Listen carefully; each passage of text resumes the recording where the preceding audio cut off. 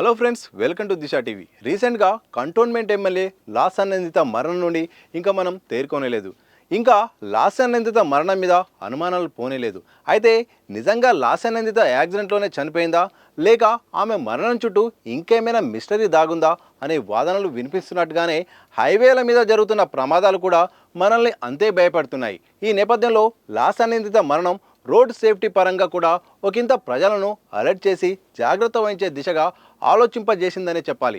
అయితే దిశా టీవీ మీకోసం ప్రత్యేకంగా కొన్ని సేఫ్టీ టిప్స్ను షేర్ చేసుకుంటుంది. మీ ప్రయాణం ఆనందంగా మాత్రమే కాదు, సురక్షితంగా కూడా ఉండాలని మేము కోరుకుంటున్నాం. మరి కార్ డ్రైవ్ చేసేటప్పుడు మీరు తీసుకోవాల్సిన జాగ్రత్తలేంటో ఈ వీడియోలో చూద్దాం.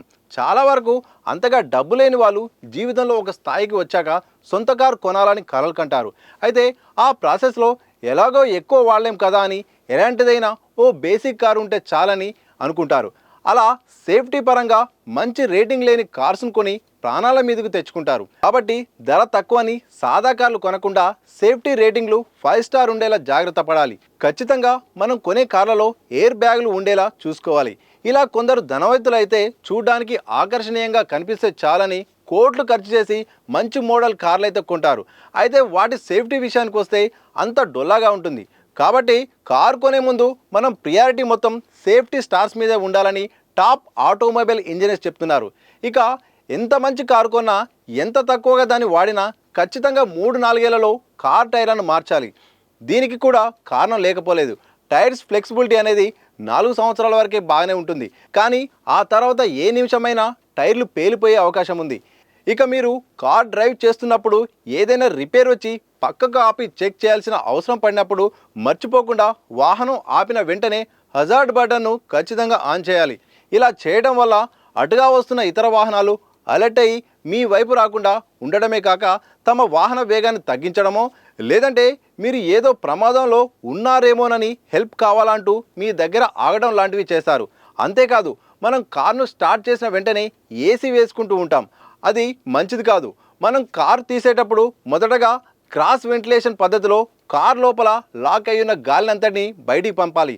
అంటే ముందు వైపు రైట్ డోర్ కానీ విండో కానీ తెరిస్తే వెనుక లెఫ్ట్ డోర్ కానీ విండో కానీ తెరవాలి. ఇలా చేస్తే కారులోని వేడి గాలి చాలా తొందరగా బయటకు పోతుంది. ఇలా మీరు ఎక్కడైనా కాసేపు ఎండలో పార్క్ చేశాక తిరిగి ప్రయాణించాలనుకునేటప్పుడు కూడా వేయచ్చు. ఇలా చేస్తే కానీ మీరు ఏసీ ఆన్ చేయకూడదట. అలాగే వర్షం పడుతూ ఉన్నప్పుడు ఫాగ్ రాకుండా మనం దానివల్ల తలెత్తే ఇబ్బందుల నుండి బయటపడడానికి ఏం చేయాలో కూడా చాలామందికి తెలియదు.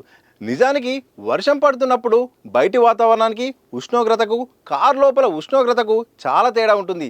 సడన్గా రెండింటి ఉష్ణోగ్రతలో ఉన్న తేడా వల్ల బయటి వర్షానికి కూడా కార్ గ్లాస్ మీద విపరీతమైన ఫాగ్ ఏర్పడే అవకాశం ఉంటుంది. అప్పుడు మనం కార్లోని టెంపరేచర్ను వీలైనంతగా తగ్గించాలి. అలాగే కార్ ఫ్రంట్ వీల్ షీల్డ్ మీదకి ఎయిర్ పాస్ అవ్వడానికి ఉండే ప్రత్యేకమైన బటన్ నొక్కాలి.